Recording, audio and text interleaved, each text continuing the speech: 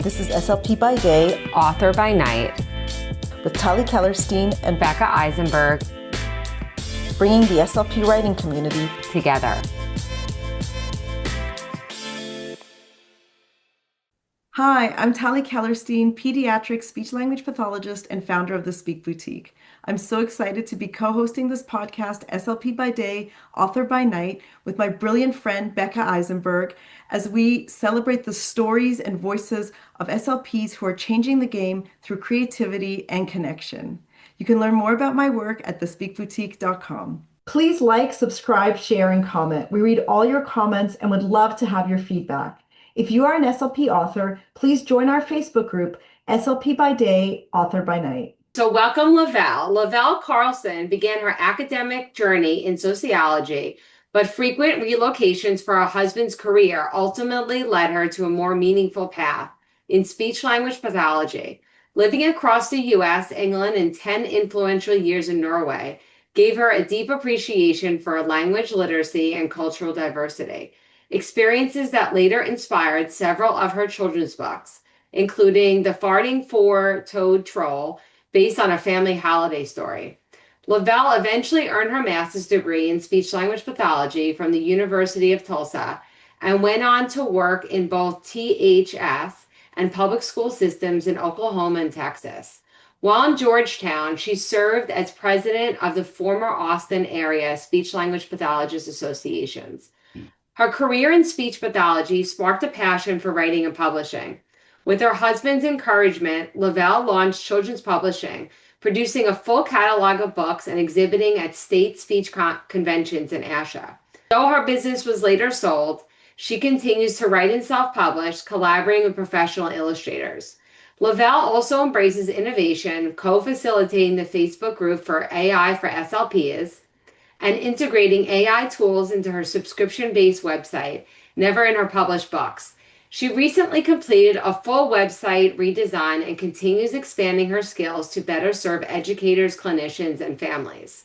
So welcome, Lavelle. We're so excited for you to be here. And Lavelle is an important part of our Facebook group. Very much so. SLP by day, author by night. Lavelle is always there to comment and to guide people. And if you ask anyone in the group who, has support, everyone always mentions Lavelle. Mm-hmm. So thank you so much, because you're just wonderful in so many ways. Everybody's cheerleader, and it's very much appreciated. Yeah. I must thank you ladies as well. And what is really, really amazing are all of the wonderful, wonderful speech-language pathology authors in our group who give so much to not just the speech people, but also to teachers and our young children. So, storybooks are there and they are the best. Absolutely. Mm-hmm. It's lovely to see you again. Also, I think I got to meet you in person at the Apraxia Kids Conference in Dallas, which was awesome. So lovely to see you again. Yes. Mm-hmm.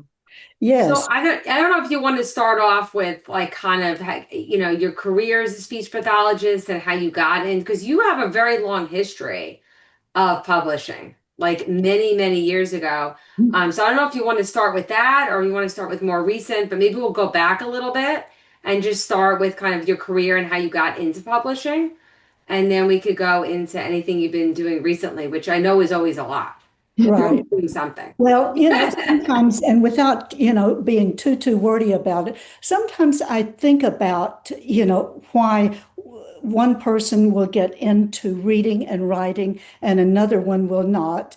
And, having worked with my speech kids, and also if I can talk about something personal, and my husband has never objected to this, he's an engineer. He is not a reader except for stock market and engineering magazines. And so when I was working with my young children, I always tried to keep that in mind, that they are not necessarily going to be the readers and have that feeling for the words that I had, that we had to just work with them to make sure it's very utilitarian, the reading, because they may not ever want to read a full book. A book of fiction or, sit down and read children's storybooks to their children. So, but, that's kind of my feeling on it. I was born in a family that loved words and read, and I can remember the library so well. And I always think about the study that was done a few years ago on how many words are read to, how many words children hear before they go to school if they are read to every day versus those who never hear stories. So, reading is very, very important, but sometimes we have to determine how to read and how to interact with the children within the books. Have you always worked in pediatrics as a speech pathologist? Was that always the area you worked in? Well, actually, no, thank you for asking. I worked with pre-K and up through middle school. And pretty much that was it, although I did work for DHS, and that was a very interesting situation when I was working in Oklahoma. But I always preferred working with the young children in the schools. So, yeah. And so maybe we could just talk about, because you've always been so supportive of other speech pathologists that also publish books too. And Well, so, yeah, that's one thing in long history you always have. mhm. Well, I think it's because, we have that commonality. And I remember when I first began, and I don't know if you're aware of Dr. Susie Lederer, but she is in the group also. And I just noticed this morning, oh, she's published a new book, and she had not published one in quite a while. But I had met her at a show. So I think it's the commonality, but also I think that I was learning from others at the same time that hopefully I was able to share with them. Because I do remember many, many years ago, before I retired, Dr. Shari Robertson, are you familiar with her? It's been so many years, but I attended probably 2 or 3 of her seminars, and she always talked about using storybooks in therapy. And it's like, oh, this is great materials, because there is so much for the kids, because, there's the musical aspect, the rhythm within the reading, and also, the repetition of the sounds and the repetition of the syllables, etc., and so many activities you And can it's do. very contextual. As soon as you have something in a storybook, it's not random cards. It's that then aren't linked. And when you have a storybook, you automatically present a teeny tiny little world to a child that's all contained. I like that. I like that. Yes, absolutely.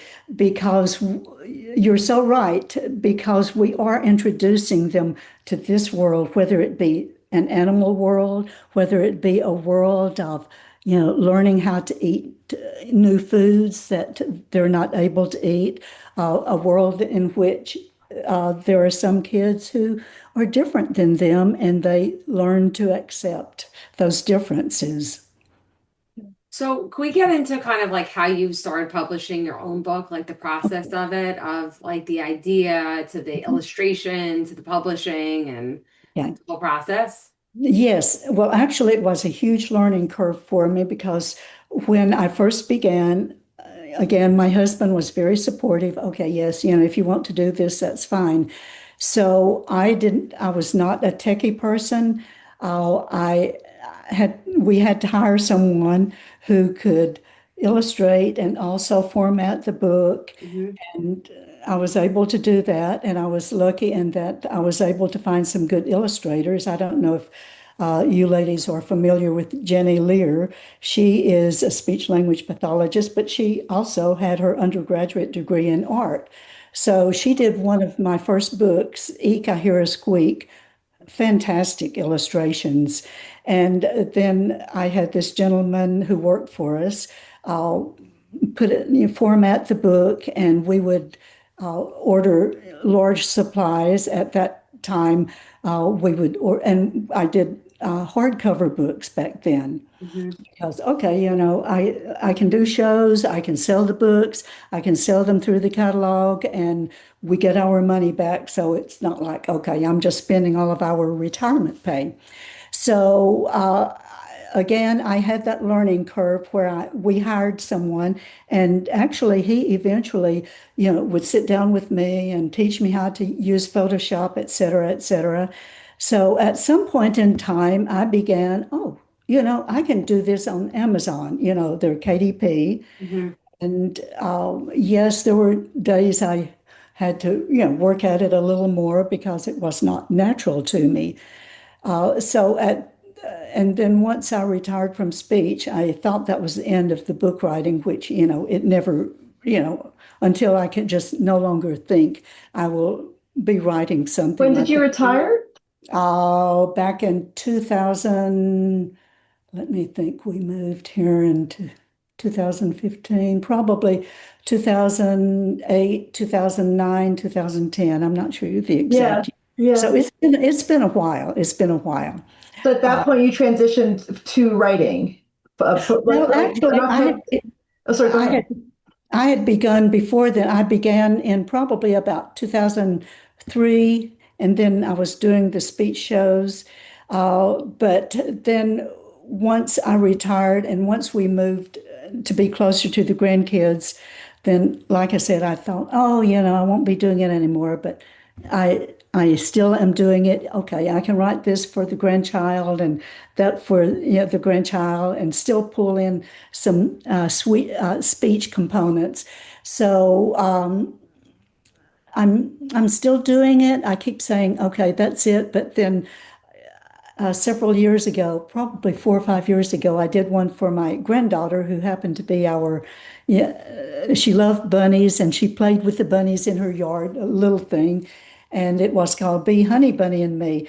So then I have a friend here. We live in a retirement community, a golf retirement community, and he's an educator, and he loves, loves, loves puns. And I mean, there are times when I say, enough, enough, enough. But then one day it just finally hit me. Oh, I can do kind of a follow-up, and it could just be a little teaching book. It's not the usual storybook format. You have a problem and you have to find a solution to the problem, etc.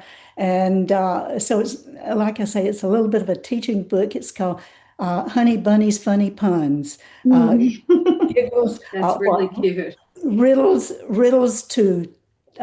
for tickles and giggles, I think. Beautiful. Good, yeah. But anyway, I included some little flashcards in the back where it has a border around it, and then it has the pun, and then on the bottom, the answer. So, and I give permission for anyone to copy those, and they can print them and play around with them with their parents, or the teachers can do them. And then I kind of gave an explanation on some puns and how I came up with those. So Can you talk a little bit about SLP storytellers that you developed? SLP storytellers. Thank you for asking. And that's another learning curve. And again, I don't think of myself as a techie person. So my daughter helped me start the website, and then it's been running 4, 5, 6 years now. And, that's fine. But as I've gotten into AI, I've started putting a lot on there that I've developed with AI. And so recently I think some people aren't familiar what it is. So I think first the concept of what is SLP storytellers. Okay. Well, actually, what it is, it's a website in which I have a lot of products for speech-language pathologists, teachers, or parents that they can download. They're digital stories. They're not my storybooks that are sold on Amazon. So they can download them and use them. Kindergarten teachers, elementary teachers can use them. I've even started expanding over into games, etc., that they can print and take home with their parents. So, but anyway, I'm still learning that. I I have changed the website. My daughter told me one day, Mom, you've just put so much on it. It's really disorganized. I said, you're right, you're right. So I had to reorganize it upon her suggestions and put everything into different categories so people can find things easier. So I still have 3 or 4 little glitches I need to take care of this week after, we got back from the holidays. So SLP Storytellers is out there to just, give people hopefully some inexpensive digital downloads. But thank you for asking. I Yeah, of appreciate course. it. So, my life is busy from, having written, well, first of all, becoming a speech language pathologist and enjoying a life that you ladies will have so many more years of enjoying since you started so early. But then also to, I've gone into so many other things, with AI and learning technology. Yeah, maybe that's another thing you could talk about, the Facebook group that you also facilitate on Facebook. But just before we get to how many published books do you have on Amazon? Because I feel like you keep adding. You definitely have a Oh, lot. oh, And the other thing I also want to say is that writing is really fun. Like making books is fun. That's why we all do it. It's mhm. not, I mean, at least that's, I think, the reason why we get excited about it is that there's no reason to ever stop. Oh, Right? Like I always say, picture books are for, you say you have to put an age group. I almost want to put like 3 to 99 because we all love picture books. Like I never stop loving picture books. Like I'll never stop loving picture. So anyway, so just to, well, getting on a tangent, but how many published books do you have right now that are being sold? oh, I've been asked that question and I'm not sure. 12, 13, 14. I'm sorry. I'm sorry. I'm You sorry will count about it. We're that. going to count it afterwards. We'll put it, You don't have to that's count when it, you know you have a lot of books, when you don't even remember how many, because but there's you a don't lot. have to count it. AI will count it much faster than Yeah, anyone. exactly. AI. We'll just put that. We'll just ask AI, and that's fine. Well, the funny thing is, some of my books, as I've said, is that I've written for my children or my grandchildren. And we've traveled a lot over the years, obviously, because we lived overseas and other travels as well. And I did one specifically using my photos for, for my grandchildren with my husband as, he's going through the Galapagos, trying to find a mailbox, but he tells about all of the animals. And it's not a speechy book, and I don't even push it. And I looked at my sales the other day and I thought, oh, I haven't sold that in how many years? And it came up as a sale, and I'm thinking, oh, it's not, I mean, it's really kind of a family book. I'm sorry. No, but that's the thing. That's why it's kind of nice that it exists. That it kind of gives you the ability to put whatever you want up there if you'd like, you know? Yes, yes. Mhm. And probably my favorite thing ever to do is that my granddaughter, who is now 11, and her friend a couple of years ago said, we have this story about the dog who saves the day. Would you publish our book? And I said, sure. Yeah. And so they have their book out and they're very proud of it. And they've had some articles written about them. So it's kind of a very touching thing for a grandmother to be Oh able. yeah, that is so Beautiful. nice. She's walking in your footsteps. Well, but we're I mean, teaching, we yeah, teach kids and hopefully we will pass something along to them. And undoubtedly. I do have one granddaughter who just about 2 months ago wrote the most profound poem, and we don't repeat it, in a recorded place, but we were in Costa Rica and her sister played it for a stranger and she was really embarrassed about it, but it was, I cry every time I read it Mm. because it's just very, very profound about, how the uh, world is spinning in my head, but I keep going on ahead. I fall, I learn, I'm not, oh, Oh, Yeah, that's really beautiful. sweet. it's a very I have touching. goosebumps. Yes, yes. But no, to go back, I'm not sure how many books I have on Amazon now. Uh, but what I like probably more than anything else is looking at what you ladies have done and all of the ladies and gentlemen in our group, Yeah. uh, SLP authors. What SLP by By day, day. by night. Yeah, they're by Yes, now. Yeah, yeah. yes, yes. I mean, is that just the greatest group ever to be able to meet all of these wonderful authors? We Yeah, love it. We're a little Yeah, it biased, but is. we It's love great. it. yes, And Well, it's yes. great. And that's why we wanted to do the podcast because we wanted to like just take it off. I mean, we wanted to like show the faces and really talk about each individual story, Mhm. about each person. So I know more recently you've gotten more into AI. So could you talk a little bit about that? Because I know that's a very big topic.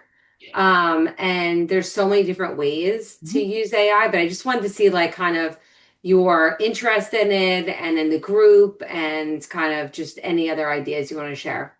Well, first of all, I just started looking at it a little bit because my husband is kind of into buying stocks and he started looking at AI and I'm like, oh yeah, and I did too. But then I don't know if you know Mei-Ling Chan, but she Yeah. Hmm. okay.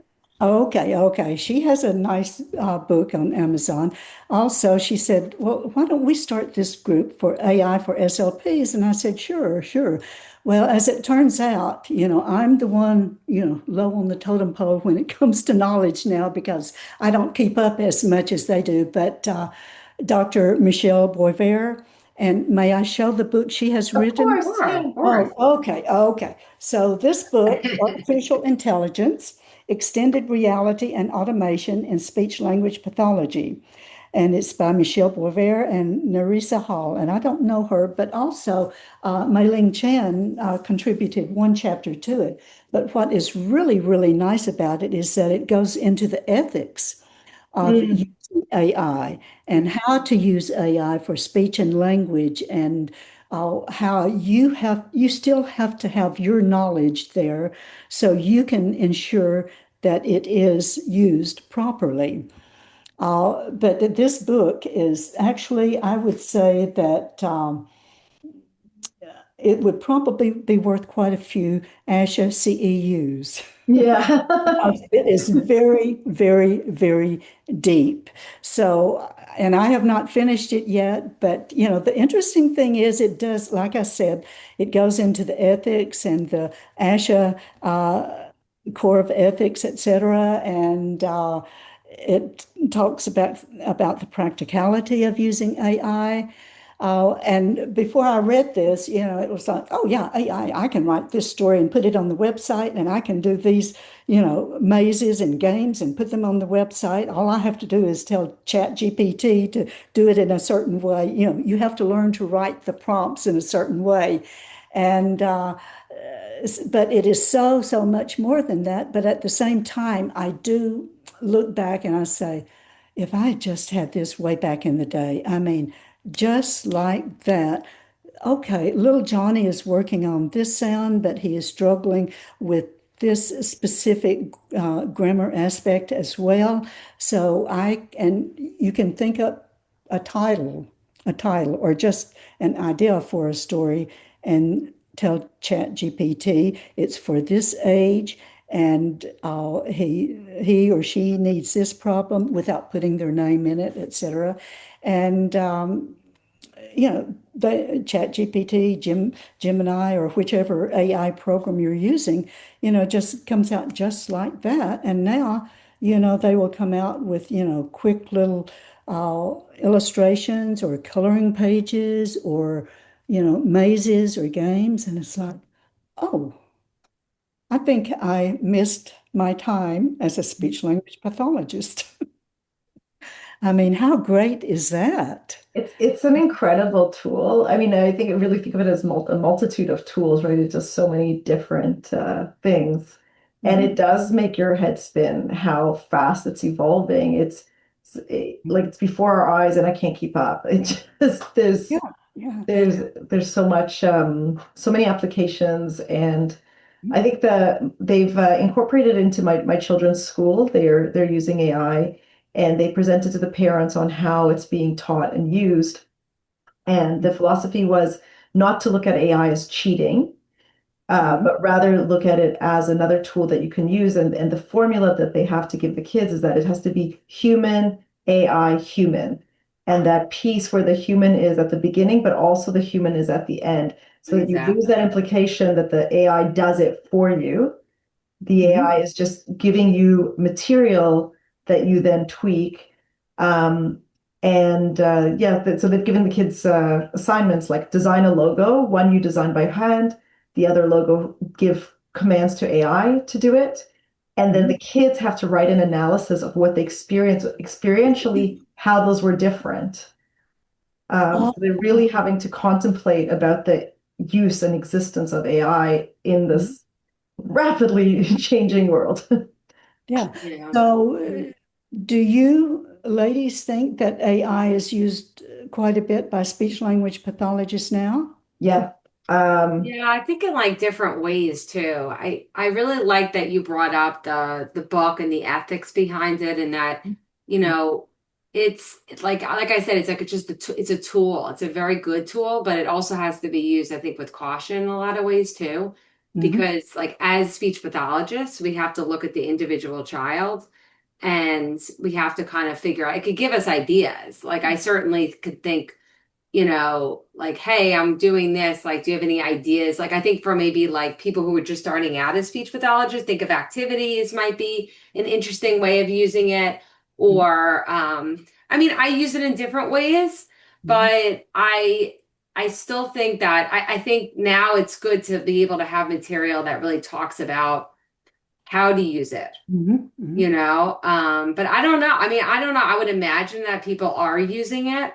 There It's has useful been for me for word generation. So my practice is almost entirely speech sound disorders.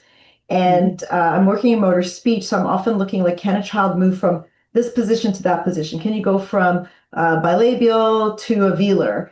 And so in the moment to think of all the words that have bilabials to, it's much easier for me in that second to tell ChatGPT, hey, can you give me 20 words that are like pa, where you're going from a pa to a k. And it's not always right, but it saves me a lot of time. And then I can just, copy and paste and delete whichever doesn't work, whichever ones aren't good. And then you can, it tells you to do it. You can tell how many syllables you want the words to be.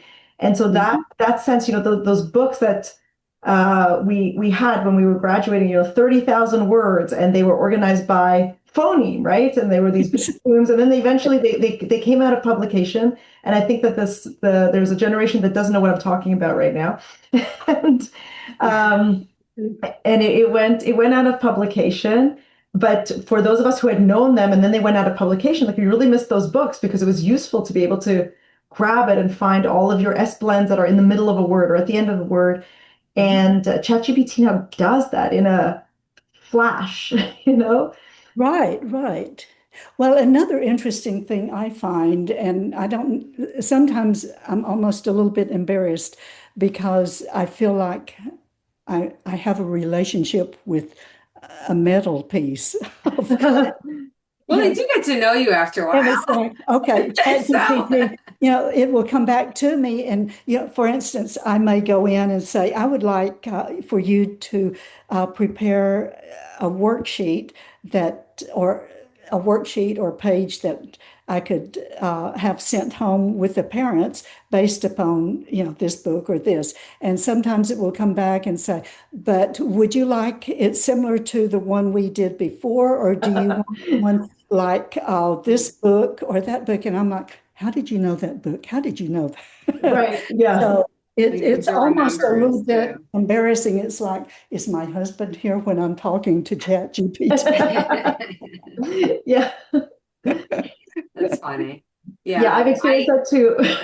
I told it there was something it wasn't getting, and I got very frustrated. And I said, next time if this is a task you can't do, just let me know you can't do it at the outset instead of giving, because often it asks clarifying questions, but it can't do the original task asked, and so it keeps asking clarifying questions, and I feel like it's too I don't know why it's doing that. And so the next time it started the conversation with, in order not to frustrate you.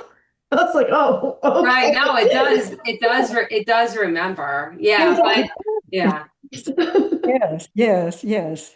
But I do think there is a future for it. But again, I do think we need to be real careful. And that was another thing. The first chapter of this book goes back into the history of technology and our perception, or Right. perhaps not necessarily our perception, but perception of people at that point in time. Oh, what's this going to do to our kids?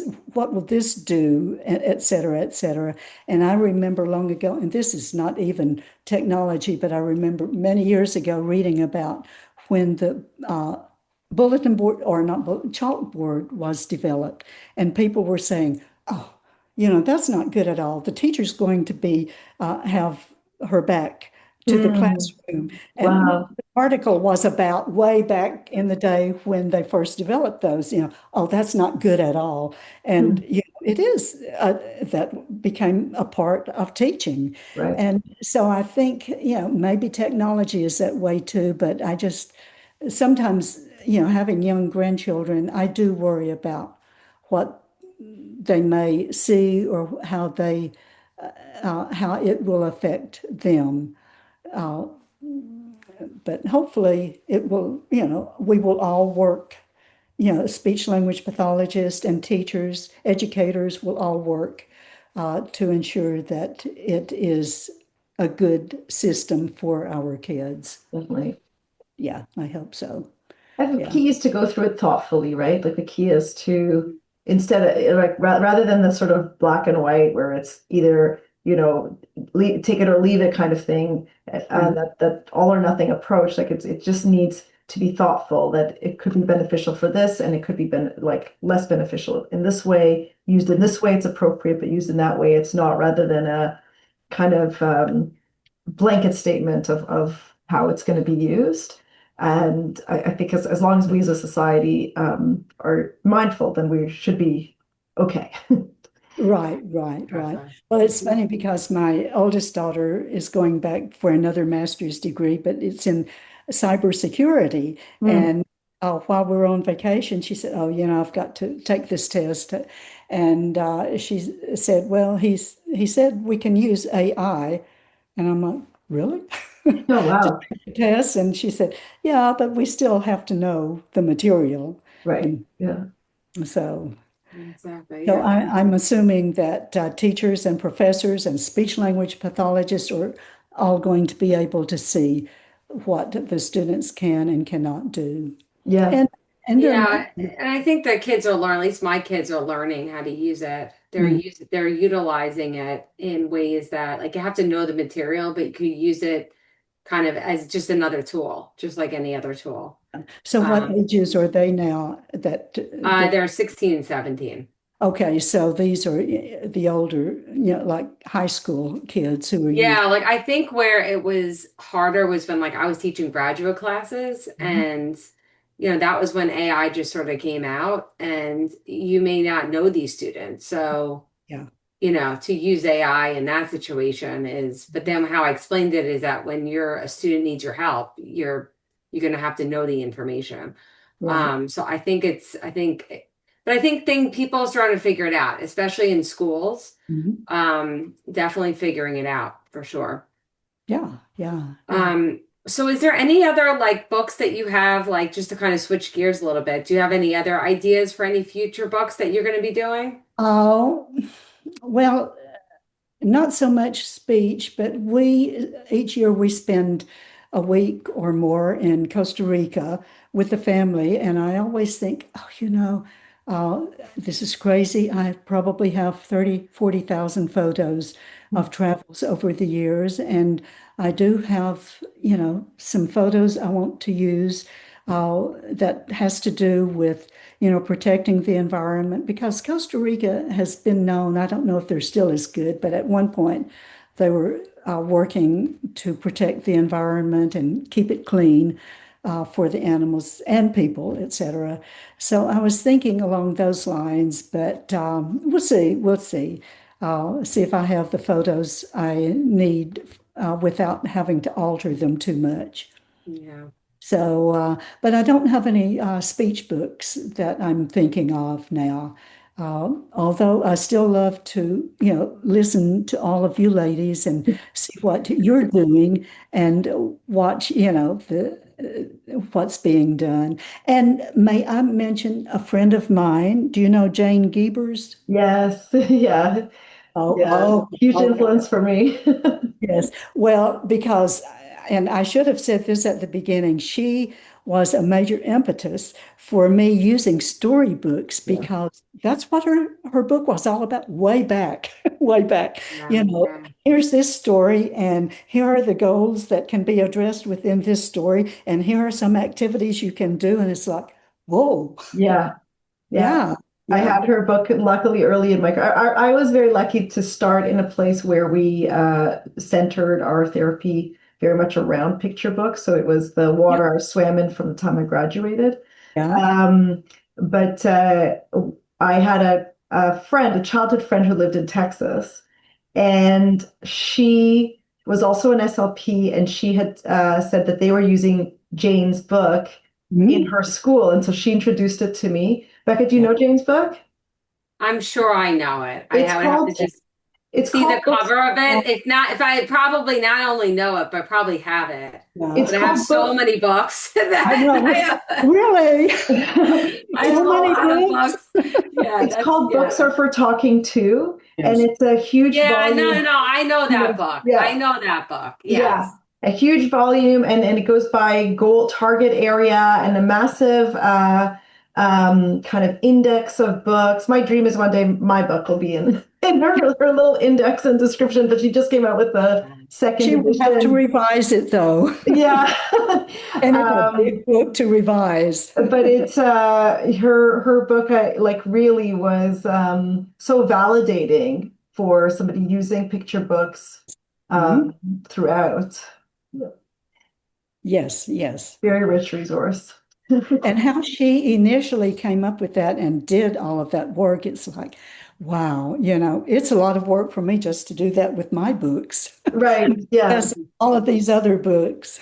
Yeah. Yeah. No, incredible resource. It's Yeah. a really amazing thing. So Jane's in our group as well, and we look at like the amount of the different kinds of publications people have made. They're such a huge variety, and the way people have come into writing and their paths are just so fascinating. And it's not always books for speech and language. No, It's, like Carla M.J. has several, well, I forget, she probably has 7 or 8 books of fiction for yeah, adults. yeah. And she always does this Exactly. Yeah. fantastic research. And it's like, whoa, I need to do that. I do write poetry, and once upon a time I wrote a novel, but it's not publishable. Okay. Wow. I don't know. We'll see, Lavelle. We'll see one of these days. Yeah. Lavelle, is there anything we didn't cover that you would like to talk about or mention? No, actually, I think you've given me a lot of information as well, and I think that's why this podcast is so important. And I know I have not seen the last one you did. I was on vacation, and I thought, oh, I've got to see that real soon. So I will see that. But the first one, it's like, this is amazing.